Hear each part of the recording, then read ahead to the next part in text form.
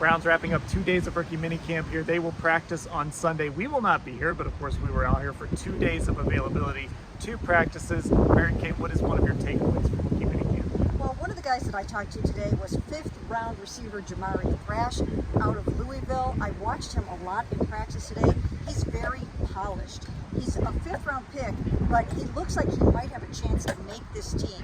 They're going to try him out at that choice route runner spot where he'll have an opportunity to make the team at a place that's going to be a featured role this season. It's the Cole Beasley role in Buffalo.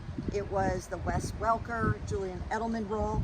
And he's got a really, really nice skill set just in terms of very well-rounded, and his superpower is the ability to separate. And he showed all of that in these 2 days. And Ashley, he's one of those guys, we've talked about this a lot, could benefit from maybe being part of the kick return game, and certainly a guy that has to learn to play special teams as well. Yeah, I think that kick return element of things is going to be so important for all of these rookies. I think it's going to be especially important for a guy like him who he hasn't maybe played a ton of special teams, but we know with these new kick return roles, they're going to have to try different people out. There's going to be different jobs for him to fill, and maybe he can make his mark in that way if it's not even just with the choice routes. So Ashley, what did you take away from this weekend? Yeah, I think today especially we did get a chance to hear from Zak Zinter, and he talked a little bit about he was feeling good after this was really on Friday, his first time back out on the field in a meaningful way after he of course suffered that broken leg in Michigan's win over Ohio State in the regular season.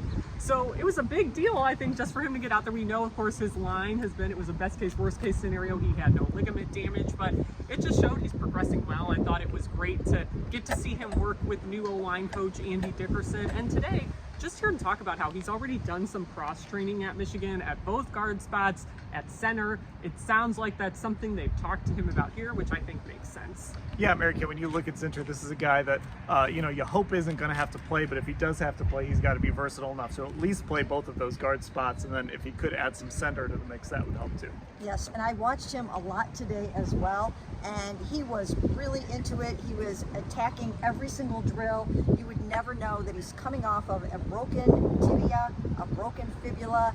He was really, his heart and soul was into this rookie camp, and he was just thrilled to be out there, moving around again, back at the game of football. So yes, he's going to be filling in at those spots as you mentioned, and the future looks bright for Zak Zinter. I'm going to mention, Ashley, you had mentioned Andy Dickerson. I'm going to bring up another coach that we kind of got a close-up look at this weekend, and that is Zak Zinter, the defensive line coach. We haven't talked about him a lot because we haven't really had a chance to meet him yet. We haven't had a chance to watch him coach yet, but Mary Kay, it is very interesting to watch him. And look, this is rookie mini camp, so they're going to be very technique focused, but you can just tell this guy is very focused on hand placement, how a guy in his stance, try to say that 5 times fast, all of those little things that I think are going to make these guys incrementally better. Yes, absolutely. And Kevin even talked about this yesterday when he was working with Mike Hall. He was setting his feet, he was setting his hips and his body, and Mike was taking the coaching really, really well. All of these guys were, so